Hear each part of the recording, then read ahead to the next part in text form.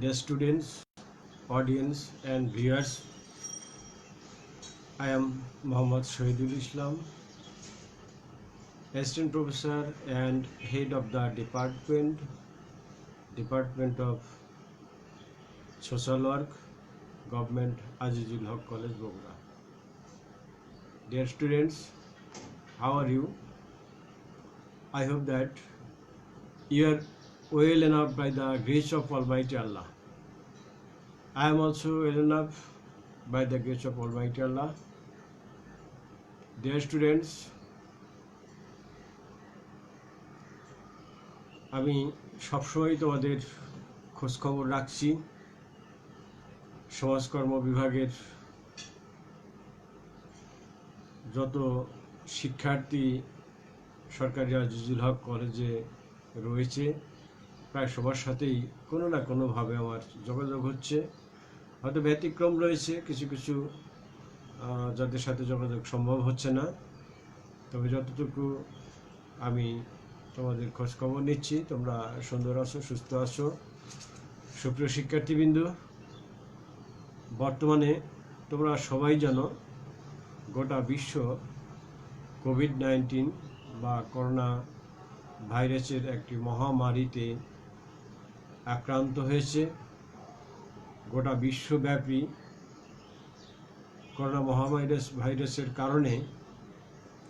মহামারীর কারণে গোটা বিশ্ব থমকে দাঁড়িয়েছে। মানুষের সকল কিছুই থমকে আছে। সুপ্রিয় শিক্ষার্থীবৃন্দ, তোমরা জানো যে প্রতিনিয়ত হাজার হাজার মানুষ করোনা ভাইরাসে আক্রান্ত হচ্ছে এবং হাজার হাজার মানুষের মৃত্যু হচ্ছে এই করোনার কারণে। এবং তোমরা এটাও জানো বাংলাদেশও আজকে করোনা মুক্ত নয়। বাংলাদেশেও কিন্তু করোনার মহামারী দেখা দিয়েছে। আমরা যারা বগুড়ায় রয়েছি বা তোমরা যেখানেই রয়েছ, আশেপাশে দেখবে যে প্রতিনিয়ত খবর আসছে করোনা ভাইরাসে আক্রান্ত হওয়ার খবর। অনেকে মৃত্যুবরণও করছেন। আমাদের বাংলাদেশে ৮০,০০০-এর বেশি মানুষ করোনায় আক্রান্ত হয়েছে। সুপ্রিয় শিক্ষার্থীবৃন্দ, অনেকেই মৃত্যুবরণ করেছেন, অনেকেই শহীদ হয়েছেন। যারা করোনায় মৃত্যুবরণ বা শহীদ হয়েছেন তাদের আত্মার মাগফিরাত কামনা করছি। আমরা সবাই তাদের জন্য দোয়া করব। আর যারা সুস্থ রয়েছেন তারা যাতে সারা জীবন সুস্থময় সুন্দর জীবন যাপন করতে পারেন সেজন্য আমরা তাদের জন্য দোয়া করব, নিজেদের জন্য দোয়া করব। সুপ্রিয় শিক্ষার্থীবৃন্দ, আজকে একটি বিষয় না বললেই নয়। তোমরা সিরাজগঞ্জের সূর্য সন্তান, সিরাজগঞ্জের কৃতি সন্তান, বারবার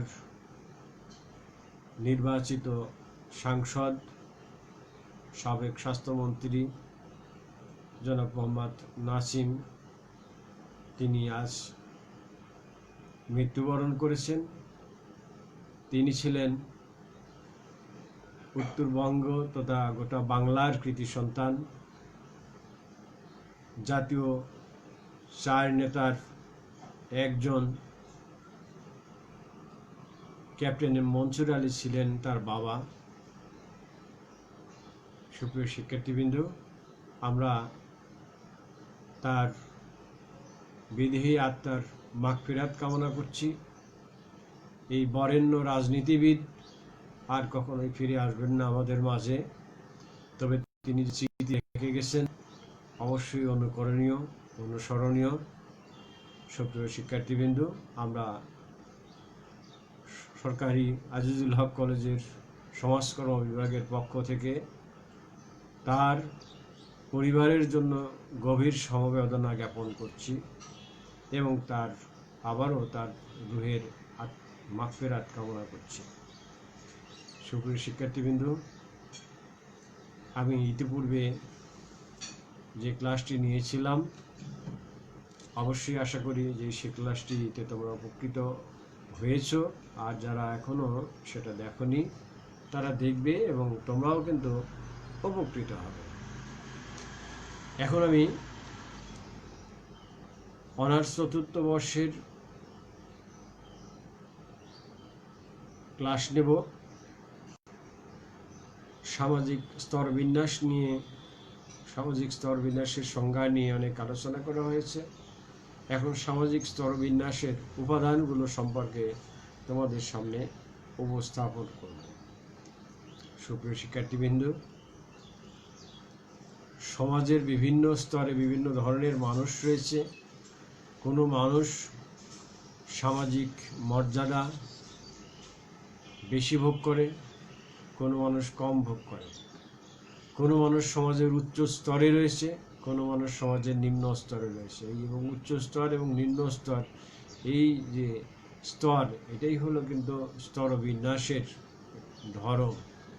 সুপ্রিয় শিক্ষার্থীবৃন্দ, আমরা এই স্তরবিন্যাসের উপাদানগুলো এখন আলোচনা করব।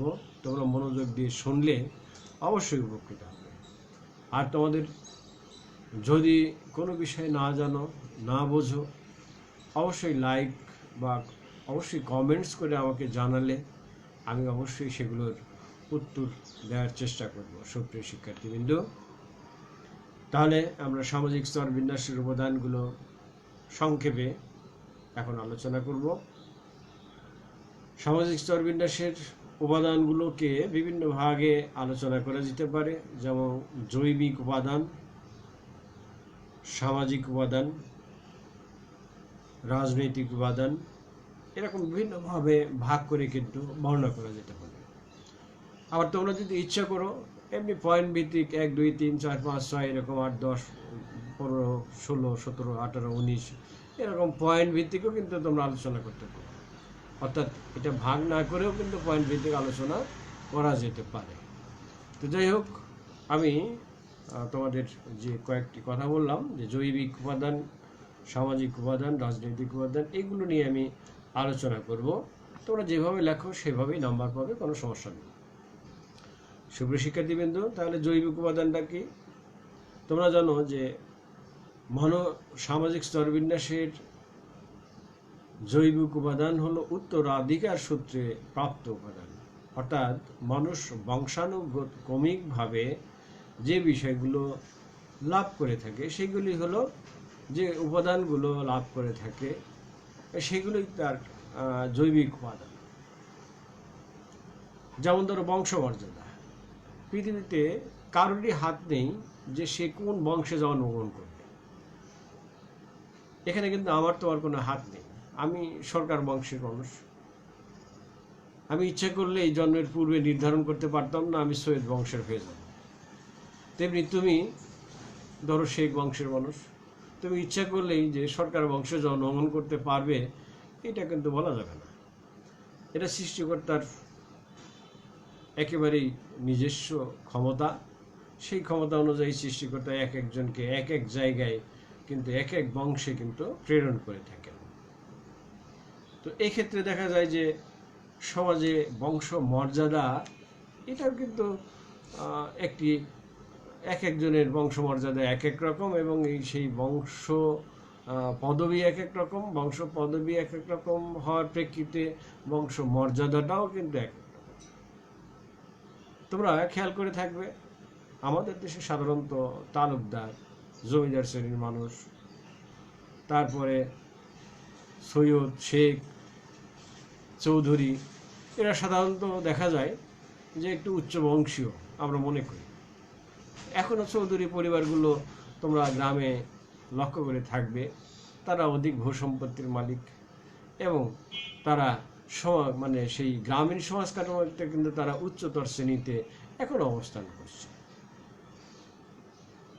হ্যাঁ, ব্যতিক্রম থাকতেই পারে, ব্যতিক্রম অবশ্যই আছে।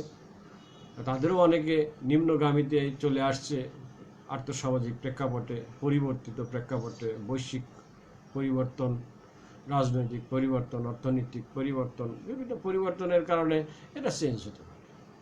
তো তারপরেও সার্বিকভাবে বলা যায় কিছু কিছু বংশের মানুষ এখনো রয়েছে যারা এখনো বিশেষ কোনো অঞ্চলে, বিশেষ কোনো এলাকায় তারা উচ্চ মর্যাদা ভোগ করে থাকে। আবার কিছু মানুষ আছে তারা কিন্তু সেই উচ্চ মর্যাদা পায় না। সুপ্রিয় শিক্ষার্থীবৃন্দ, তাহলে আমরা বললাম যে বংশ মর্যাদা এটা কিন্তু সামাজিক স্তর বিন্যাসের একটি অন্যতম উপাদান। এরপরে আমি তোমাদেরকে বয়সের কথা বলবো।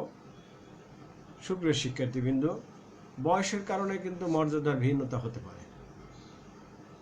আমার বয়স আর তোমার বয়স যেমন এক না, তেমনি আমার আর আমার বাবার বয়স বা বাবা বয়সী মানুষের বয়সও কিন্তু এক না।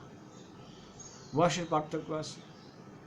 আর বয়সের পার্থক্য থাকার কারণে যারা বেশি বয়স্ক মানুষ তারা সমাজে, বিশেষ করে গ্রামীণ পটে, তারা কিন্তু বেশি সম্মানের অধিকারী। আর বয়স্ক মানুষেরা যখন আবার একটু শিক্ষিত হয়, একটু সচেতন হয়, তাদেরকে সমাজ কিন্তু একটি আলাদা সম্মানের চোখে দেখে, তারা আলাদাভাবে মূল্যায়িত হয় এবং তারা সমাজের কিন্তু একটা উচ্চ স্তরে অবস্থান করে। পক্ষান্তরে যারা অল্প বয়স্ক বা কম বয়স্ক তারা কিন্তু ওই লেভেলে পৌঁছতে তাদের সময় লাগে। সুপ্রিয় শিক্ষার্থীবৃন্দ, নিশ্চয়ই তোমরা বুঝতে পেরেছো আমার কথা।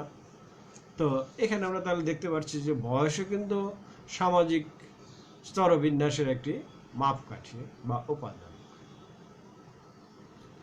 এরপরে আমরা আরেকটি পয়েন্টে চলে যাব, সেটা হলো শারীরিক উচ্চতা।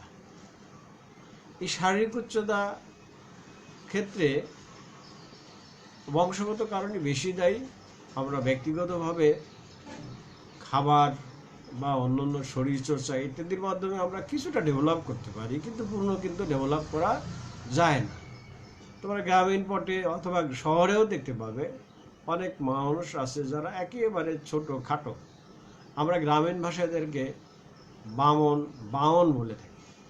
তোমরা কি বলো আমি জানি না, আমরা বামন বলে থাকি। এরা একেবারেই ছোট। এরা যতই তুমি পুষ্টিকর খাবার দাও, যতই ব্যায়াম করুক, এদের উচ্চতায় সৃষ্টিকর্তা দিয়েছেন এদের ধরো 3 ফুট উচ্চতা হবে বা 3.5 ফুট। আমাদের উচ্চতা স্বাভাবিকভাবে গড় পড়তায় কিন্তু 5 ফুটের বেশি, পুরুষ মানুষ দ্বারা 5.5 ফুট কাছাকাছি। কিন্তু তারা ইচ্ছা করলে কি ব্যায়াম করে 5.5 ফুট বা 6 ফুট হতে পারবে? পারবে না, কখনই পারবে না। তো তাহলে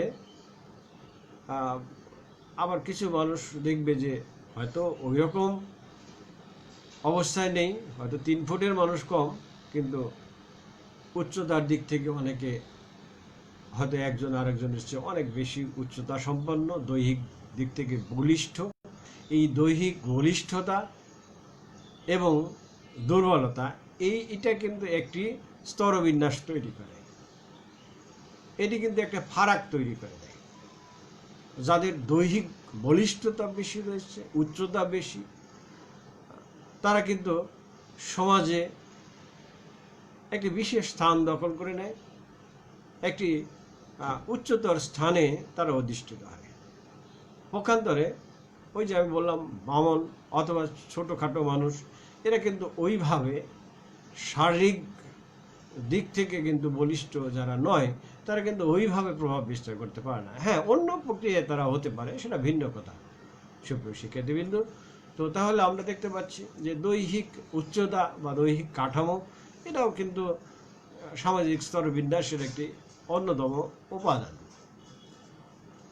এরপরে আমরা আরেকটি পয়েন্টে চলে যাব, মানুষের চেহারা। শিক্ষার্থীবৃন্দ, তোমরা হয়তো মনে করতে পারো যে চেহারায় কিছুই আসা যায় না। হ্যাঁ, সেটা চেহারা দিয়ে যে সব কিছু হবে তা নয়, এটা আমি স্বীকার করি বলছি। তারপরে চেহারা দিয়ে কিছু করা হয়। যাদের আকর্ষণীয় ফিগার রয়েছে, সেই আকর্ষণীয় ফিগারের কারণে এক শ্রেণীর মানুষের কাছে তারা কিন্তু সম্মানিত, একটু বেশি মূল্যায়ন করে থাকে। আবার যাদের চেহারা অবশ্যই আমি বলবো সৃষ্টিকর্তার দান, তারপরেও কোনো কোনো মানুষের চেহারা একেবারেই অ্যাট্রাকটিভ, সেটা ছেলে হোক বা মেয়ে হোক, উভয় হতে পারে। আবার কোনো কোনো মানুষ দেখবে তাদের চেহারা অ্যাট্রাকটিভ নয়, গ্ল্যামার নেই তাদের। এই ধরনের ব্যক্তি আর ওই অ্যাট্রাকটিভ পারসন, মানে অ্যাট্রাকটিভ দেহ, অ্যাট্রাকটিভ মানে ফিগার, এই ধরনের মানুষের মধ্যে কিন্তু একটি আলাদা একটু স্তরবিন্যাস লক্ষ্য করা যায়। অর্থাৎ ফিগারের দিক থেকে যারা উন্নত, চেহারার দিক থেকে যারা উন্নত, তাদেরকে মানুষ একটু বেশি পছন্দ করে, সমাজে একটু তাদেরকে আলাদাভাবে দেখা হয়। বিশেষ করে আমাদের এলাকায়, আমাদের গ্রামীণ এলাকায় যেটা বলবো, বা গ্রামীণ পটে এই বিষয়টা বেশি খেয়াল করা যায়। শহর অঞ্চলেও চেহারার মূল্য রয়েছে। আমি বলছি না যে চেহারাই সব কিছু দেয়, সেটা নয়, এবং আমি সেটা বিশ্বাসও করি না। তারপরেও চেহারার একটা মূল্য আছে। তুমি দেখবে যে গ্রামীণ পটে বা শহর অঞ্চলে যেখানেই তুমি যাও না কেন, বিয়ে শাদীর ক্ষেত্রে ছেলে মেয়েকে দেখে, মেয়ে ছেলেকে দেখে, অথবা ছেলের পরিবার মেয়ের পরিবারকে দেখে, মেয়ের পরিবার ছেলের পরিবারকে দেখে। কোনো কোনো ক্ষেত্রে এমনও দেখা গেছে যে একজন বড় ধরনের চাকরি করে, চেহারা একেবারেই খারাপ। মেয়ের হয়তো যোগ্যতা এরকম নেই, তারপরেও সেই মেয়ে ছেলেটাকে চাকরি করা সত্ত্বেও, সরকারি চাকরি, অনেকে বিসিএস ক্যাডার এমনও দেখা গেছে, তারপরেও পছন্দ করছে না। আবার ছেলের ক্ষেত্রে একই রকম, চেহারাকে প্রাধান্য দেয়। তো চেহারার প্রাধান্য সেই অতীতকাল থেকেই হয়ে আসছে, এখনও রয়েছে, হয়তো ভবিষ্যতেও চেহারার বিষয়টি থাকবে।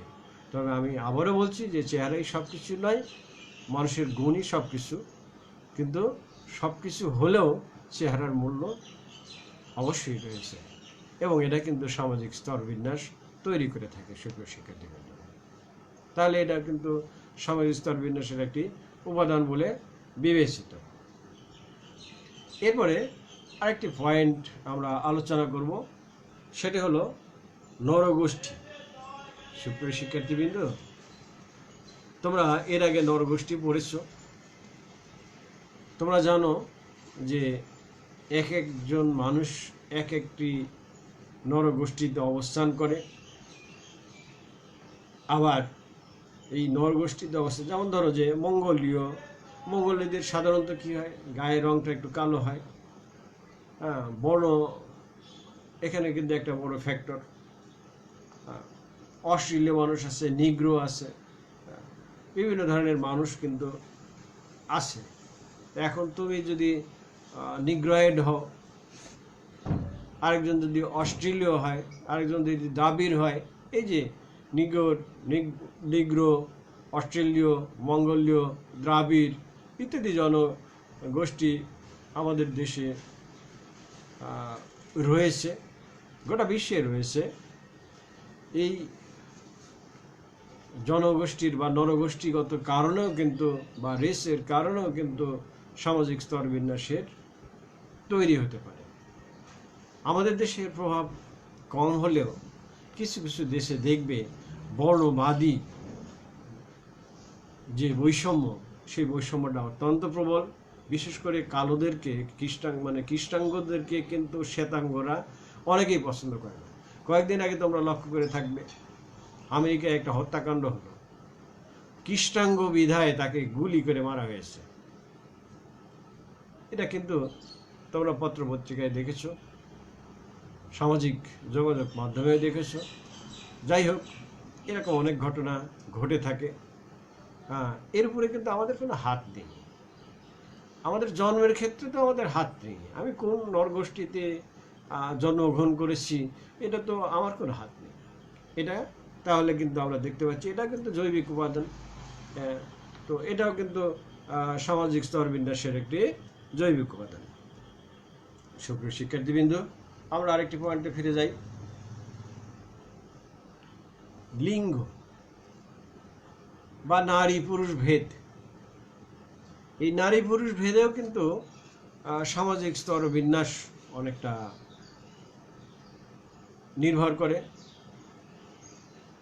কোনো কোনো দেশে নারীদেরকে সম্মানের চোখে দেখা হয় না। আমরা মধ্যকালে দেখেছি, মধ্যযুগে দেখেছি, প্রাচীনকালে দেখেছি, বর্তমানকালেও আমরা দেখছি যে অনেকটা নারীরা অনেকটাই অবলা, নারীরা অনেকটাই অবহেলিত। যদিও সরকার গোটা বাংলাদেশ সহ গোটা বিশ্বে সরকার কিন্তু চেষ্টা করে যাচ্ছেন যে নারীরাও যাতে পুরুষের মতো সকল ক্ষেত্রে সকল কর্মে নিয়োজিত হতে পারে, তারাও যাতে সকল ক্ষেত্রে সমান অংশীদারিত্ব অর্জন করতে পারে। কিন্তু তারপরেও অনেক আইন প্রণয়ন করা সত্ত্বেও তোমরা দেখে থাকবে যে নারীদের সমাজে কিন্তু অনেকটা পুরুষদের চেয়ে নিচের ধাপে ধরা হয়। এটা আমাদের মন মানসিকতার কারণে, এটা কিন্তু রাষ্ট্রীয় আইনের কারণে নয়। রাষ্ট্র কিন্তু নারীদেরকে বহুভাবে কল্যাণমূলক কাজে নিয়োজিত করছে, তাদের শিক্ষা দীক্ষায় উন্নতকরণের চেষ্টা করছে, তাদের চাকরি বাকরি দিয়ে যথেষ্ট হেল্প করার চেষ্টা করছে। কোনো কোনো ক্ষেত্রে কোটা সিস্টেম রয়েছে নারীদের জন্য। তো তারপরেও আমাদের সমাজের যে মূল্যবোধ, কিছু কিছু ক্ষেত্রে ধর্মীয় অপব্যাখ্যা, কিছু কিছু ক্ষেত্রে আমাদের মন মানসিকতার সংকীর্ণতা ইত্যাদি কারণে নারীদেরকে আমরা অবহেলার দৃষ্টিকোণ থেকে দেখি। সুপ্রিয় শিক্ষার্থীবৃন্দ, এটা আসলে অবহেলার দৃষ্টিকোণ থেকে দেখার কিছু নেই। আমার জন্ম হয়েছে কার মাধ্যমে? আমার মায়ের মাধ্যমে। আমার মা যদি না থাকতেন তোমরা আমাকে দেখতে পেতে না, তোমার মা যদি না থাকতো তোমার জন্ম হতো না। সেই মাকে আমরা অবজ্ঞা করি, সেই মাতৃত্বকে আমরা অবজ্ঞা করি, আমার বোনকে আমরা অবজ্ঞা করি, আমার দাদিকে আমরা অবজ্ঞা করি। আমার দাদি না থাকলে আমার বাবা হতো না, আর বাবা না হলে আমি হতাম না। তেমনি তোমাদের ক্ষেত্রে একই বিষয় প্রযোজ্য। তারপরও এই সমাজের কিছু মানুষ নারীদের অবমূল্যায়ন করে, নারীদেরকে পুরুষের চেয়ে এক ধাপ নিচে রাখে, যার প্রেক্ষিতে এখানেও কিন্তু সামাজিক স্তরবিন্যাস তৈরি হয়। সুপ্রিয় শিক্ষার্থীবৃন্দ, এখানে আমাদের কোনোই হাত নেই। আমাদের হাত রয়েছে যে নারীদেরকে সম্মান দেওয়ার। এসো আমরা সবাই নারীদের সম্মান করি। মায়ের পদতলে সন্তানের বেশ, সেই নীতিকে যদি আমরা মানতে পারি, প্রত্যেকটা ধর্মে, এটা আমি শুধু ইসলাম ধর্মের কথা বলছি তা না, প্রতিটা ধর্মে কিন্তু নারীদের সম্মানের দৃষ্টিকোণ থেকে দেখা কথা বলা হয়েছে। কিন্তু আমরা কি সেই সম্মান দেই? দেওয়া উচিত, নতুবা চিরকালই এই স্তরবিন্যাস থেকে যাবে নারী পুরুষ থাকার কারণে। সুপ্রিয় শিক্ষার্থীবৃন্দ, একজন নারী ছাড়া পৃথিবীতে কি চলা সম্ভব? সম্ভব না। শুধুমাত্র পুরুষ যদি পৃথিবীতে থাকে তাহলে কি পৃথিবী থাকবে? তাহলে কি এই পৃথিবীর সৌন্দর্য বৃদ্ধি পাবে? কোনো ক্রমেই না, পৃথিবী ধ্বংস হয়ে যাবে। সুপ্রিয় শিক্ষার্থীবৃন্দ, তাহলে আমরা এই নারীর প্রতি যে বৈষম্য, নারীদেরকে যে একটা নিচের স্তরে চিন্তা করে রাখা, এসো আমরা আমাদের মন থেকে ঝেড়ে ফেলি, আর ধর্মীয় অপব্যাখ্যা দূর করে আমরা নারীদেরকেও সম্মান করি। তাহলে আমাদের দেশ সহ গোটা বিশ্বই কিন্তু আরও এগিয়ে যাবে এক ধাপ। সুপ্রিয় শিক্ষার্থীবৃন্দ, আমি আরেকটি জৈবিক উপাদান সম্পর্কে আলোচনা করলাম।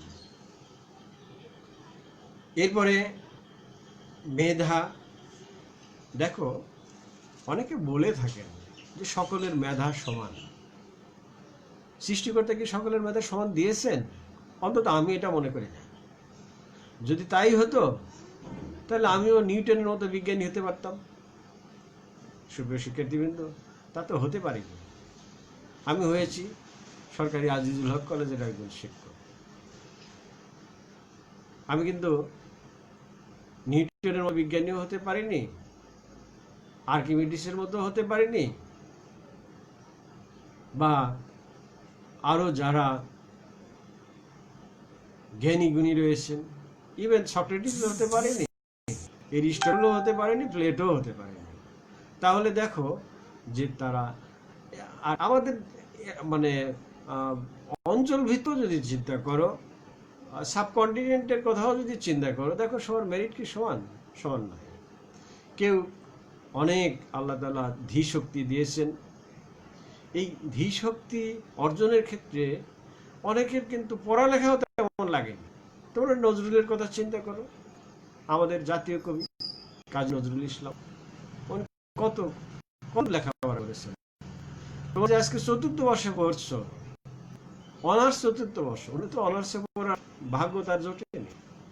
তারপরেও আমাদের সেই প্রিয় কবি, তাকে আমরা স্যালুট করি, সম্মান করি। তিনি আমাদের অনেক কিছু দিয়ে গেছেন, অনেক কিছু সৃজন করেছেন। সেই তার সৃজনীর মাধ্যমে, তার লেখার মাধ্যমে, তার মেধার মাধ্যমে তিনি আমাদের মাঝে রয়েছেন। শিক্ষার্থীবৃন্দ, রবীন্দ্রনাথের কথা চিন্তা করো। এই রবীন্দ্রনাথ তিনি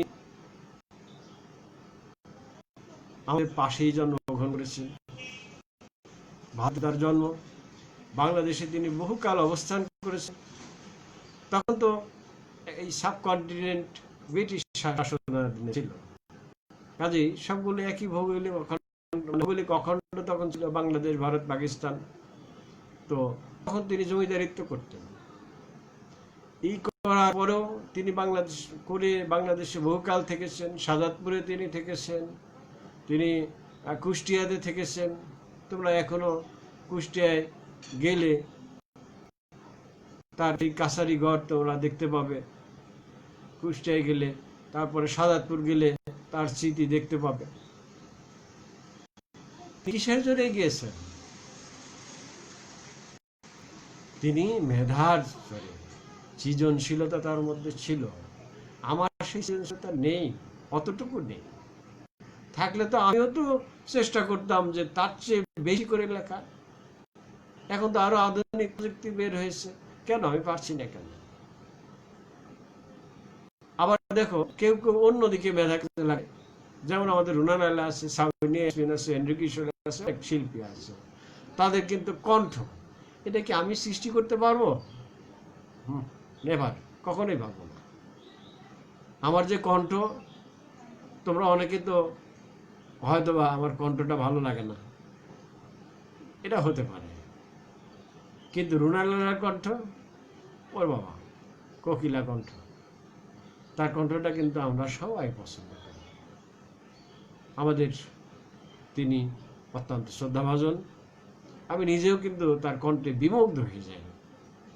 আমাদের সাবিনা ইয়াসমিন আছেন, আমাদের এন্ড্রু কিশোর আছেন, বশির আহমেদ, প্রয়াত বশির আহমেদ, তাদের কণ্ঠ, লতা মঙ্গেশকর,